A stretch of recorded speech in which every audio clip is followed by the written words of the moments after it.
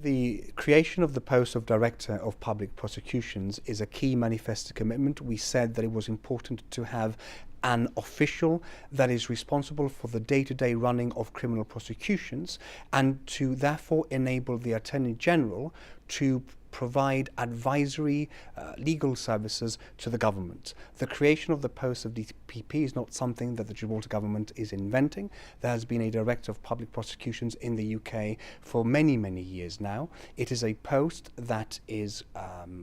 appointed under the instruction of the Attorney General, and therefore the Attorney General can concentrate fully in providing legal advice to the government, which I would say has become of more importance given the many legal issues that Brexit has thrown our way, and therefore enabling an entirely different office holder to concentrate on criminal prosecution work. Have the demands of Brexit on the Attorney General precipitated the creation of this post? Well, I think it is fair to say that if you were to ask the Attorney General, Michael Llamas QC,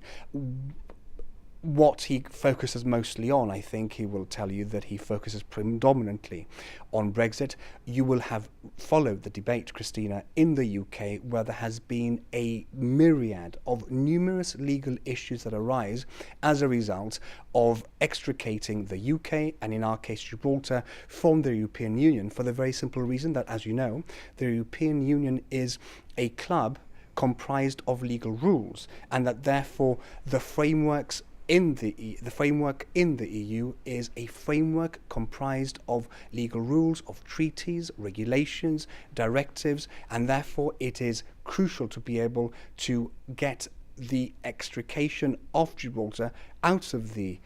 EU correctly, and that is why we needed somebody with the calibre and the quality and the focus of Michael Llamas to be able to navigate the Chief Minister and the Deputy Chief Minister in the work that they're doing with the UK government to exit the EU. What will the conditions of the post be? For example, will the Director of Public Prosecution be paid the same as the Attorney General? Well, those are the issues that would have to be decided in consultation with the AG before the advert is issued, but the salary and so on will be made clear once the advert is issued. What work has gone into determining the remit of the Director of Public Prosecution, especially as compared to the Attorney General? Well, it is quite clear from the bill that has been published that the work of the Director of Public Prosecutions will be exclusively criminal work. And therefore there is, in a sense, a ring fence around that post, so that it is clear that the work conducted is only on criminal prosecutions under the instructions of the Attorney General. And the Attorney General, of course, as the constitutional post holder, ultimately retains the powers under the Constitution, and, as I said, the main thrust of having two post holders, one for criminal prosecutions and one to be able to concentrate on advisory work, is because the government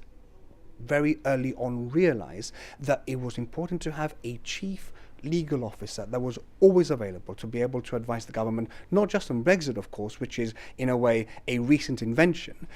not, may I say, of our own making, but on all other areas of government work, which, as you know, can relate from employment to pensions to many other matters.